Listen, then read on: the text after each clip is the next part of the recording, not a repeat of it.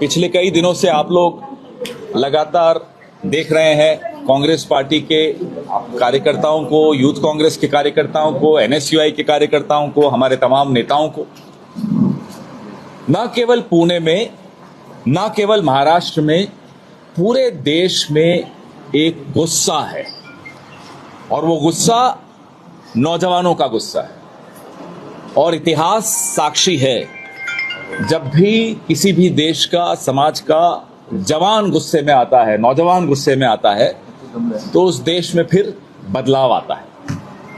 ये हवा शुरू में तो हवा कहलाती है, फिर ये तूफान बनता है।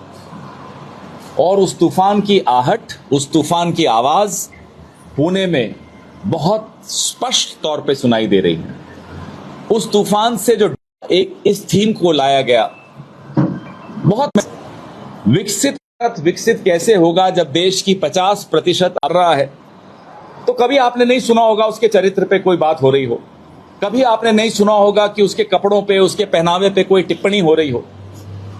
एक महिला 15-16 साल की, 17 साल की, 18 साल की बच्ची अगर आंदोलन कर रही है, नारे लगा रही है, तो सत्ता में बैठे पुरुषों का अहंकार को चोट लग जाती, पूरी ट्रोल आर्मी शुरू हो जाती है। देखो इस लड़की के कपड़े कैसे हैं, देखो इस लड़की के दांत कैसे हैं, और उसके चरित्र पे जो हमले बोले जाते हैं। ये उदाहरण मैं इसलिए दे रहा हूं, किस तरह से हम षड्यंत्र रचकर लड़कियों को, महिलाओं को, बच्चियों को घर में कैद करना चाहते हैं, अपनी सोच में कैद करना चाहते हैं। वोट लेते वक्त महिलाओं का वोट चाहिए, लेकिन निर्णय लेते वक्त, नीति तय करते वक्त उस कमरे में महिलाएं नहीं होनी चाहिए।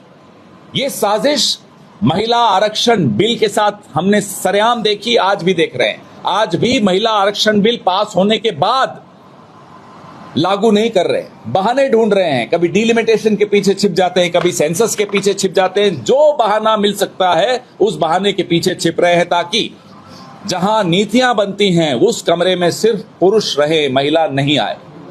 और हमें गर्व है अपनी पार्टी पर, जिस पार्टी ने इंदिरा गांधी जैसी लौह महिला इस देश को दी, इस विश्व को दी। हमें गर्व है अपनी पार्टी पर, जिसने प्रियंका गांधी जैसी निडर नेता इस देश को दी। हमें गर्व है इस पार्टी पर, जहां सैकड़ों महिलाएं बहुत सुरक्षित महसूस करके राजनीति में नए नए झंडे गाड़ रही हैं, इस प्रदेश में हो, किसी और प्रदेश में हो।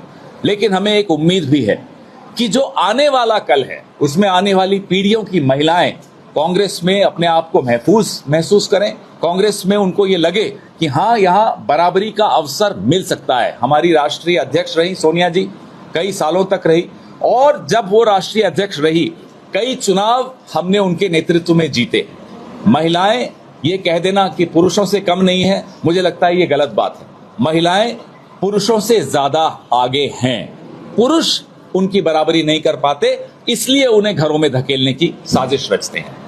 राहुल गांधी जी पर हमें गर्व है कि पिछले दिनों आपने 10 जनपद के बाहर press media bite Rahul ji की देखी होगी। हमारे कुछ साथी दिल्ली से मीडिया के आए हैं, ये वहां खड़े भी थे। आप लोगों ने टीवी पर देखी होंगी, ऑनलाइन देखी होंगी।